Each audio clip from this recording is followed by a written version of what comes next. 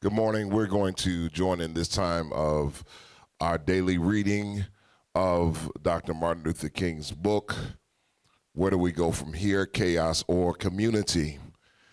If you have the book, you can join us on the appropriate page. Otherwise, just listen along. We'll read one page, at least one, maybe two, and let's just enjoy this time together.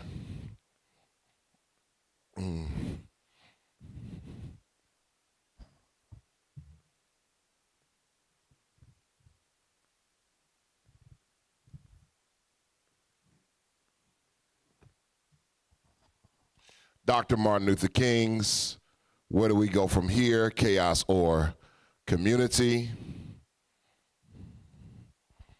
I want you to join us.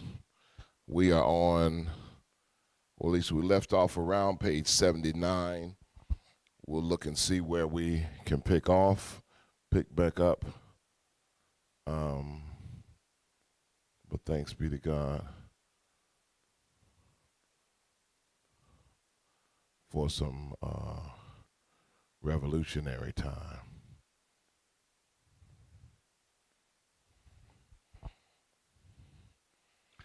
Where do we go from here? Chaos or community? Where do we go from here? Chaos or community? We're going to read one page today, and we ask that you would join us with your mind. Start a revolution in your mind. Readers are leaders. All of those things apply here today. And we want to be a part of your development.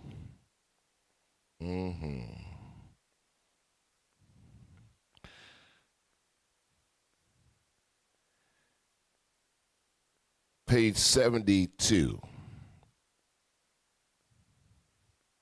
I believe we were on page 73. We are. What is racism?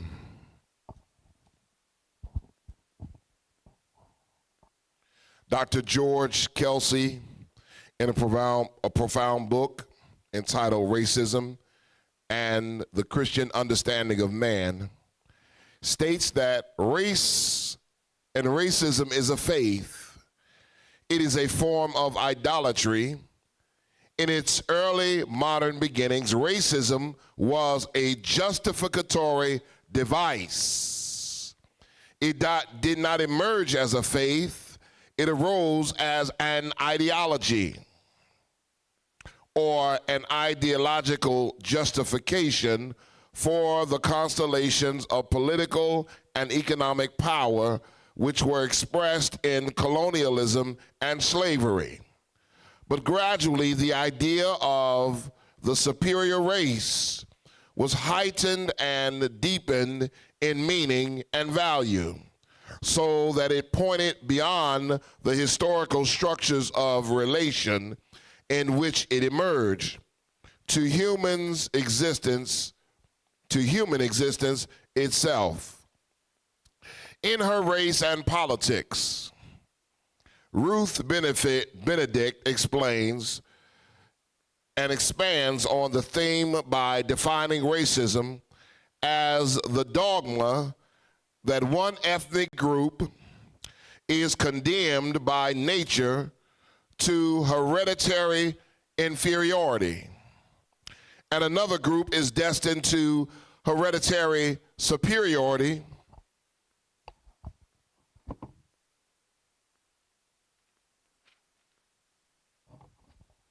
It is the dogma that the hope of civilization depends upon eliminating some races and keeping others pure. It is the dogma that one race has carried progress throughout human history and can alone ensure future progress. Since racism is based on the dogma that the hope of civilization depends upon eliminating some races and keeping others pure, its ultimate logic is genocide. Hitler, in his mad and ruthless attempt to exterminate the Jews, carried the logic of racism to its ultimate tragic conclusions.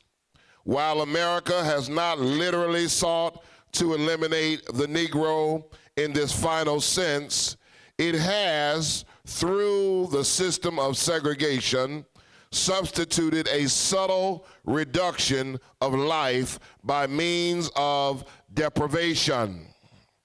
If a man asserts that another man, because of his race, is not good enough to have a job equal to his, or to eat at a lunch counter next to him, or to have access to a certain hotel, or to attend certain schools with him, or to live next door to him, he is, by implication, affirming that that man does not deserve to exist.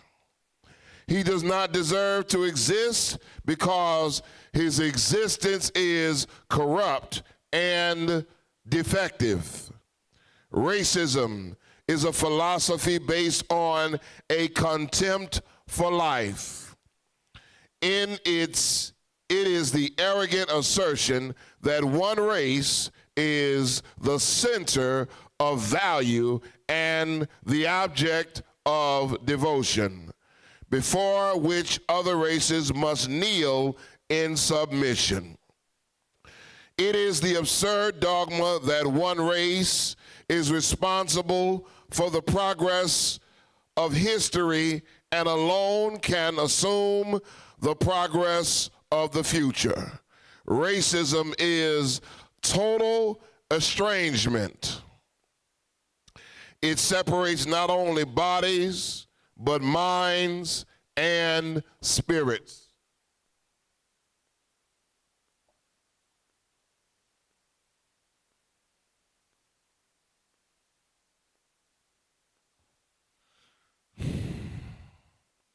Inevitably, it descends into inflicting spiritual or physical homicide upon the out group. Finally, of the two dominant and contradictory strains in the American psyche, the positive one, our democratic heritage, was the later development on the American continent.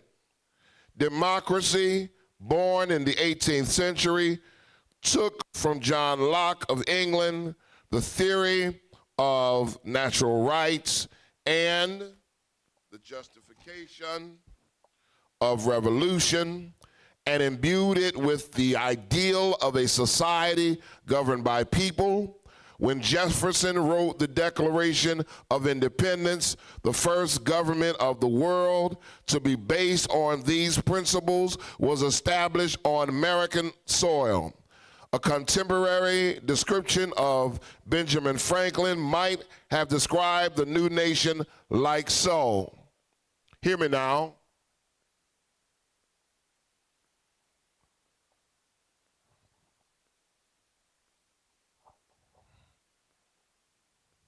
He was torn lightning. He has torn lightning from the sky. Soon he will tear their scepters from the kings. And Thomas Paine, in his enthusiasm, declared, "We have the power to begin the world over again." Thank you for joining me for this reading of Dr. Martin Luther King's Where Do We Go From Here? Chaos or Community. I'm encouraging you to read. I'm encouraging you to read revolutionary reading. Reading will help you determine who you are. Reading will help you gain a level of self-awareness. Reading will help you interpret the times, because history has literally repeat itself over and over. The interpretation of the times and racism in America by Dr. King is as relevant today as it was in 1967 when he wrote this biography. God bless you. Join us tomorrow for our reading of Dr. Martin Luther King's Where Do We Go From Here?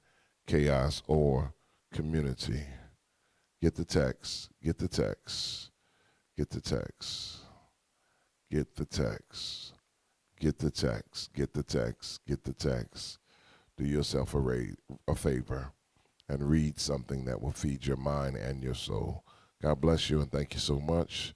Thank you for joining us, and we'll see you next time. We shall overcome. We shall overcome. We shall overcome today. Oh, deep in my heart, I do believe that we shall overcome today. We shall overcome.